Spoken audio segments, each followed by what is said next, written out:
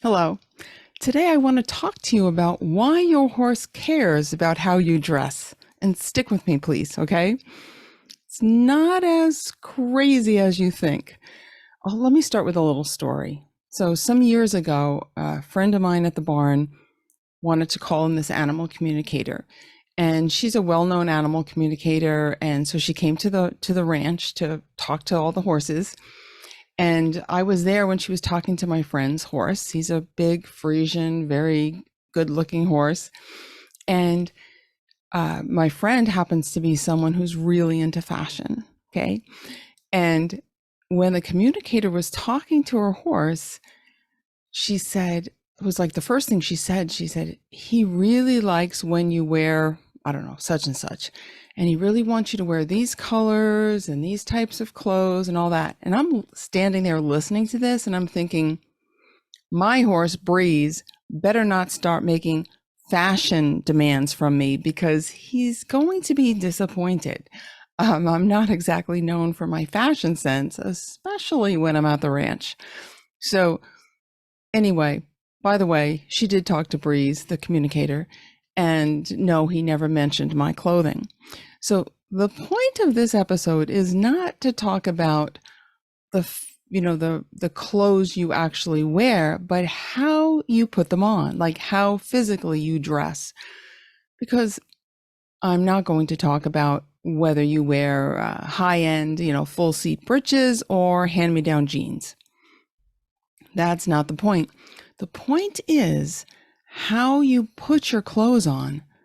Number one, says a lot about how you sit on your horse, believe it or not. And that's what affects your horse. Okay, so let me give you an example.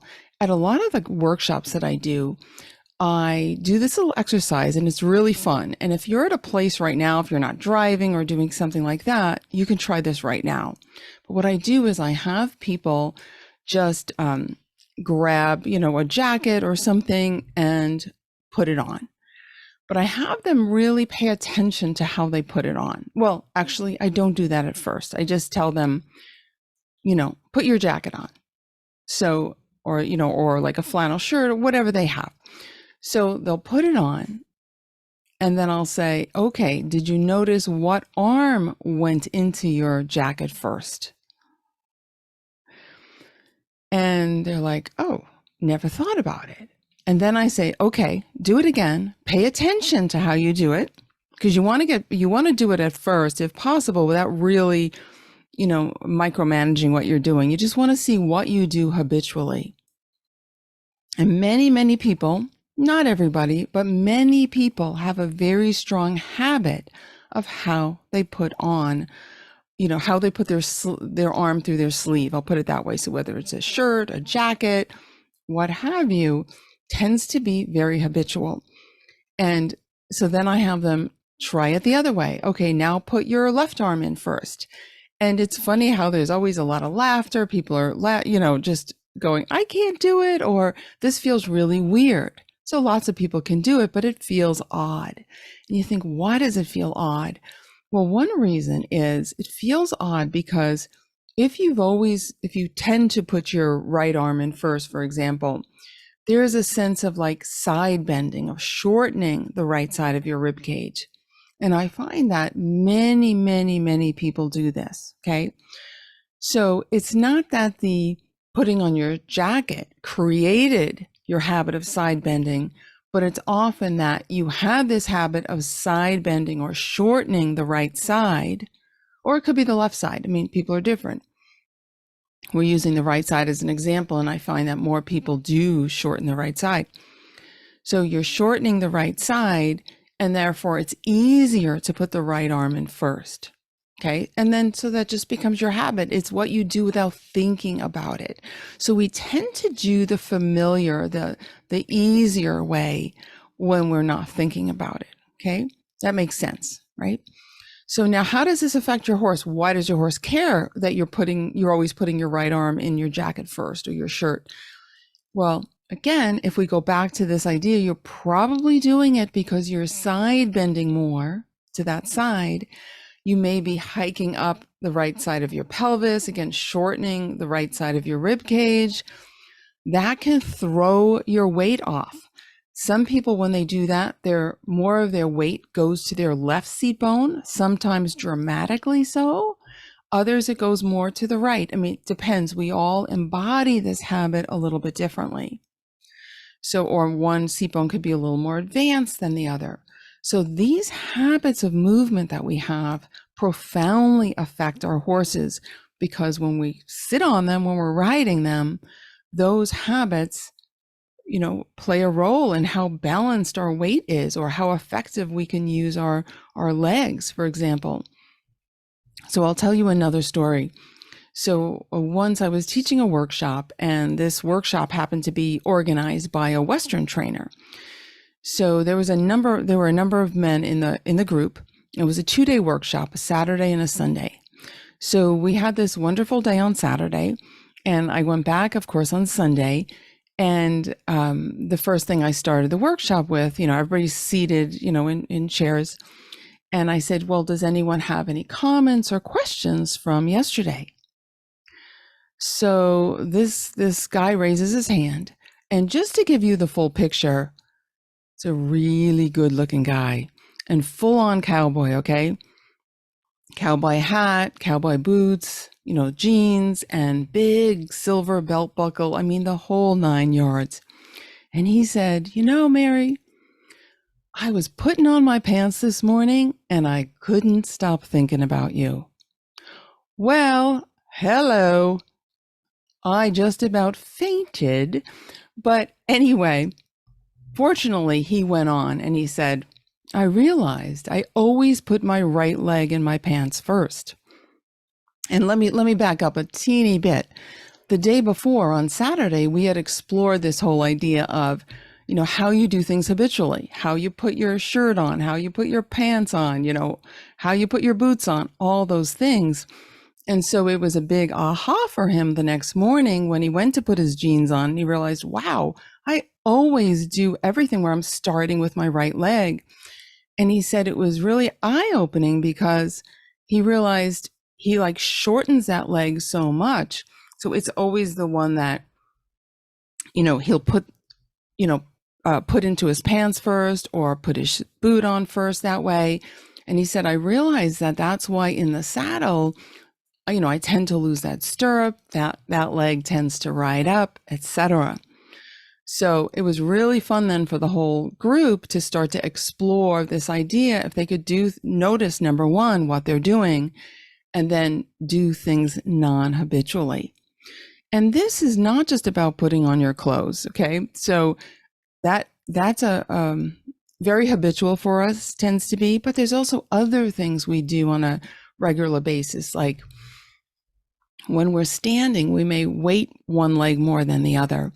When we're crossing a road, we may always go onto the opposite curb with the same leg, like we lead with the same leg, or going up a flight of stairs or climbing a ladder or whatever you're doing. There's a tendency to do it the same way over and over, which just really kind of grooves those habits deeper and deeper into your nervous system. And that's a problem for your horse. It's a problem for you too, because over time it could lead to a lot of wear and tear damage and other problems. You may be feeling it now. A lot of times people that, for example, side bend one way more than the other, just habitually, they can have a lot of neck and shoulder and back problems, not to mention, low back, hip, etc. So these things all play a role, okay? So the purpose of today's episode is to really have you think about, become more mindful of these things that you do on a regular basis. So okay, say you go to take off your shoes when you come in the house. Do you always pull off the right one first? Is there a way you organize yourself? So again, you're reinforcing a particular habit you have. The way you hold your phone or your tablet or drive your car. I mean, these are habitual things. Another quick story. Some time ago, a woman who attended my workshops in person, she brought her colleague in to see me for an in-person session. This is pre-COVID. And they were scientists. And really nice guy. And he sat on my table and he started telling me, what was going on with him. And the reason his colleague insisted that he come to me is because this gentleman was facing his fourth back surgery. And she's like, dude, you have to try something else. Okay. You just have to. And the minute he sat down in my office, I could tell what was going on with him. And spoiler, it had to do with habitual patterns of side bending. Okay.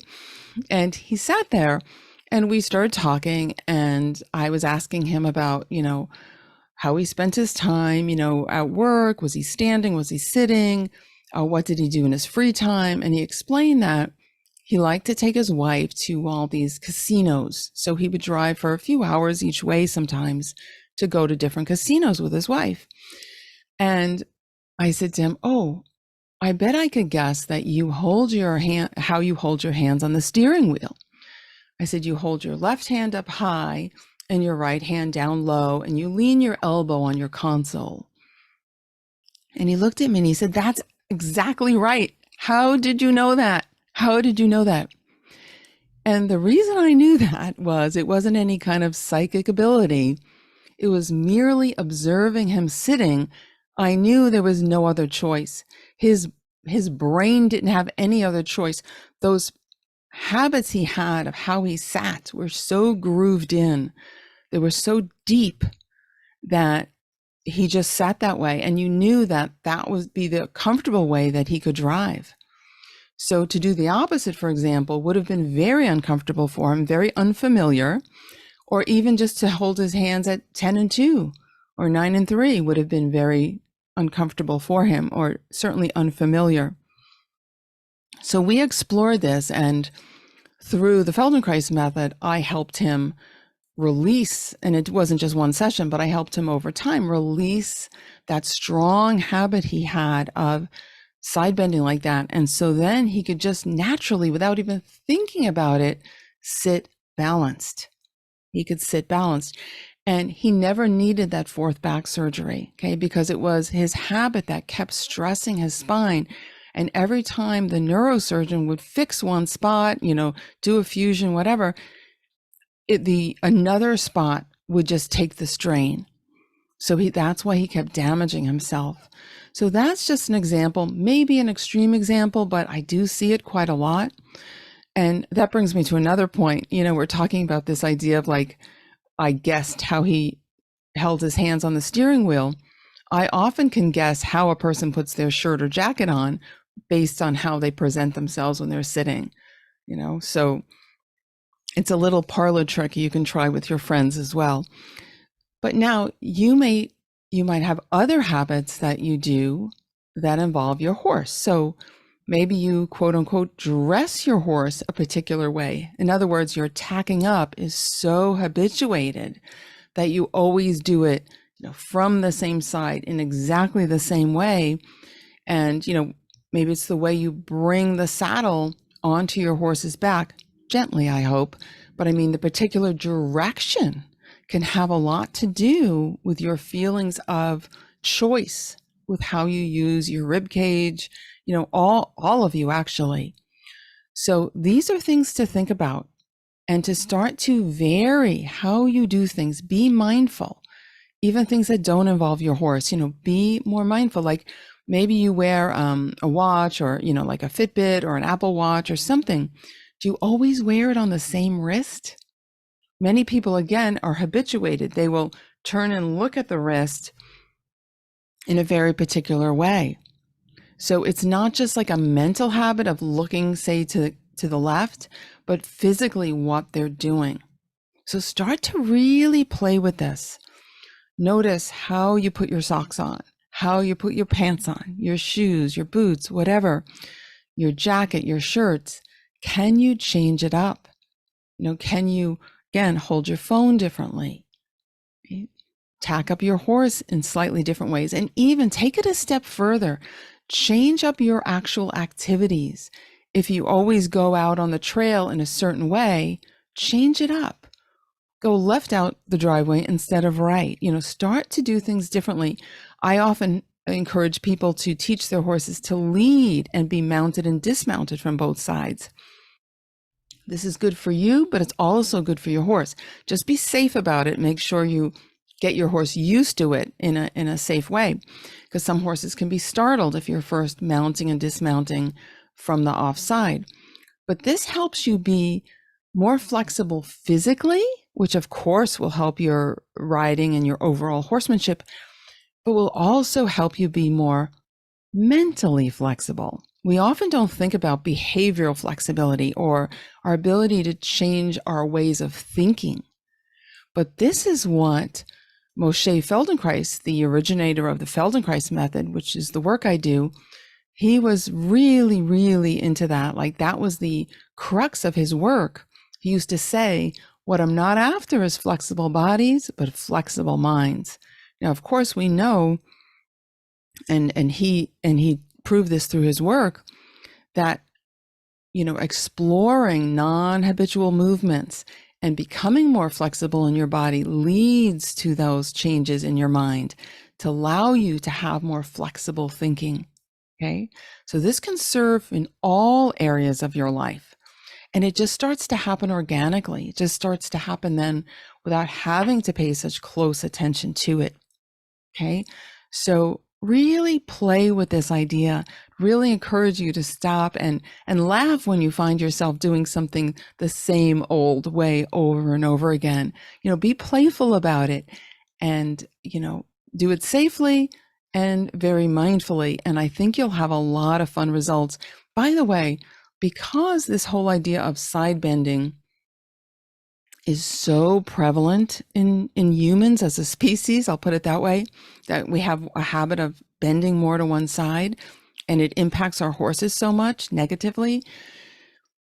My free rider masterclass, I'm always going on about it because it's 3 short Feldenkrais inspired lessons. You do them sitting in a chair. They're only like 15 minutes or so each. They can help you pinpoint what you're doing with your seat bones, what you're doing with your side bending, and give you that first step to changing that. Now, we go much more in depth with the Feldenkrais work and being more balanced in my Move with Your Horse program.